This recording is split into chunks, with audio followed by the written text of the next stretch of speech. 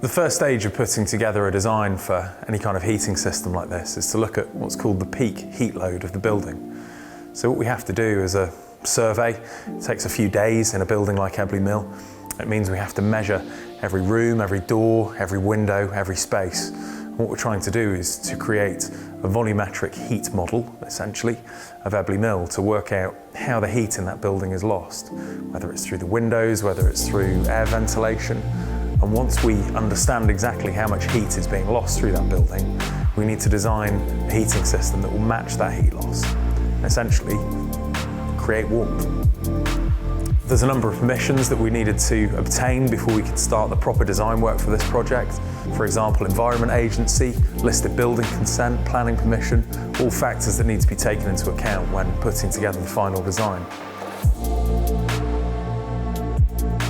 There are two main plant rooms that are providing the infrastructure to deliver the heat into Ebley Mill.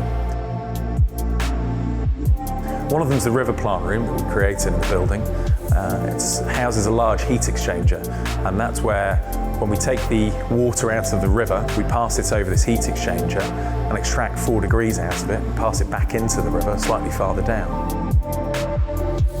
Once we've got the heat in the river plant room, it runs to and from the main plant room where all the heat pumps are located, and that's where the compression and the refrigeration starts to get it up to 50 degrees centigrade, which means it can be passed around the building and provide heat. And it's the logical place to install the heat pumps because it allows us to get onto each of the heating zones, which in Ebley Mill is largely either by floor or by elements of the building to enable Stroud District Council to choose which parts of the building they heat at any one time. There's about 3,300 litres per minute being passed across that heat exchanger inside Ebley Mill building. We've had to create a special purpose room, had to waterproof that river plant room, we've had to put pumps in to pump the water out in case the worst happens, and we've had to integrate it with the building controls to make sure that the pumps that are pumping water from the river would cut off in the event of any disaster. One of the first aspects of installing any plant room is making sure that you've got a suitable frame and structure to be able to house all of the pipework and all the materials that are carrying the water. What we then have to do is get specialist teams of fabricators, including the welders doing what's called the header pipework.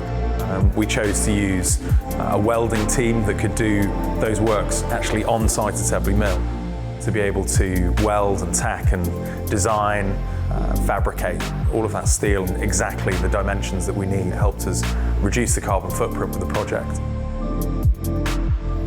One of the key characteristics of decarbonising heating is that we're moving away from fossil fuels and we're using electricity and onto electrified heat in order to generate all the heat for these buildings.